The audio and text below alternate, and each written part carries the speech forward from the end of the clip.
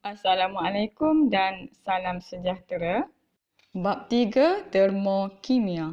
Termokimia merupakan salah satu cabang kimia yang mengkaji perubahan haba dalam proses fizik ataupun tindak balas kimia. Kita mulakan dengan subtopik 3.1 perubahan haba dalam tindak balas. Di akhir pembelajaran, murid boleh mendidaksikan tindak balas eksotermik dan endotermik melalui aktiviti dan mentafsir gambar rajah aras tenaga. Semua bahan kimia mempunyai tenaga kimia. Semasa tindak balas kimia, tenaga kimia yang terkandung dalam bahan tindak balas akan berubah bentuk kepada tenaga haba. Semasa tindak balas kimia berlaku, ada dua kemungkinan. Yang pertama, tenaga dibebaskan ke persekitaran. Yang kedua, tenaga diserap dari persekitaran. Oleh itu, dalam termokimia, tindak balas kimia dikelaskan kepada tindak balas eksotermik dan tindak balas endotermik. Ingat ya, exo, exit, keluar, manakala endo, enter, masuk. Jadi, tindak balas eksotermik merujuk kepada tindak balas yang melibatkan tenaga haba dibebaskan ke persekitaran. Manakala tindak balas endotermik merupakan tindak balas yang melibatkan tenaga haba diserap dari persekitaran. Dalam tindak balas eksotermik, tenaga kimia ditukarkan kepada tenaga haba.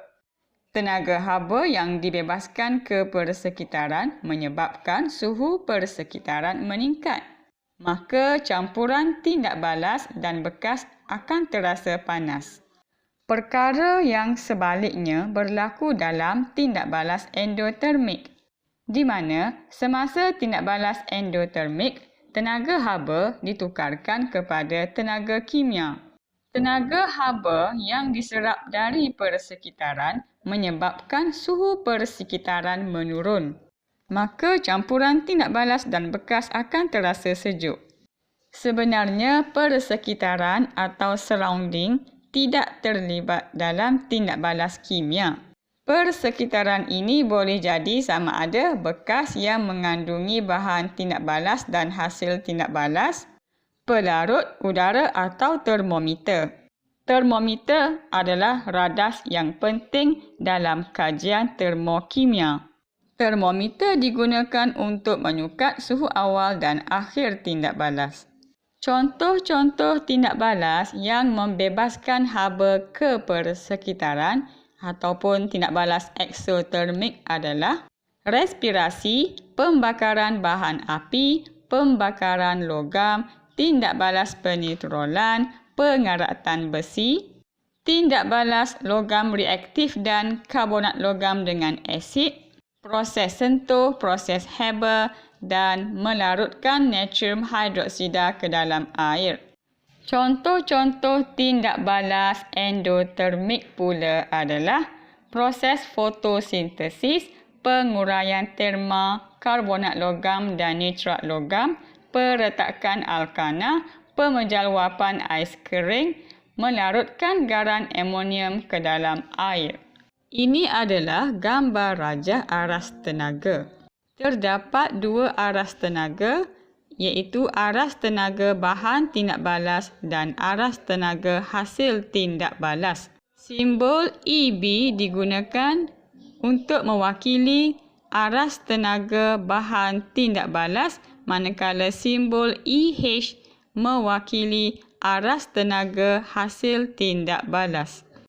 Delta H pula merujuk kepada perbezaan antara tenaga haba bahan tindak balas dengan tenaga haba hasil tindak balas.